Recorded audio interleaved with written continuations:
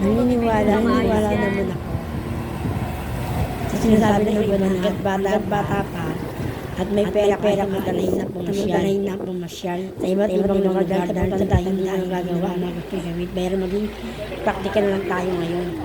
Sa hirap ng buhay, mas kailangan natin mag-ipon ng pera. Kung sakaling may emergency dumating, meron tayong ibang gagastos.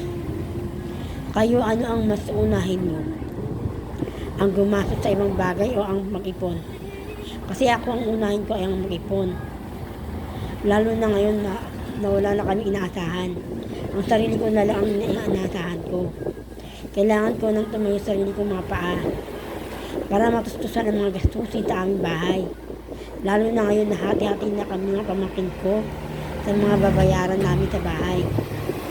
Kaya mas pinili ko pa ang mag-ipon kaysa sa gumastos na pang sarili kong kaligayahan. Pahalagaan mo kung taong mamahal sa'yo. Hanggat mahal ka pa niya. Mahal mga Once guys. na magiting siya, baka pati pangalan niya makakalimutan niya. God bless. Hello. Walang perfectong relasyon. Sadyang nandiyan Lambingan talaga yung baby, away, nagiging sarap ng tampuhan, ko. lambingan, Lambingan at baby ko, nagiging kahit sarap anong ng mangyari, tiyan. walang iwanan. At dapat mo siyang ipaglaban. Isa mong apo ko. Subok lang yan, dapat niyong Yun, lampasan. Liam. God bless. Matuto tayong lumaban o ipaglaban ang ating mga sarili. Lalo na kung tayo ay nasa tama.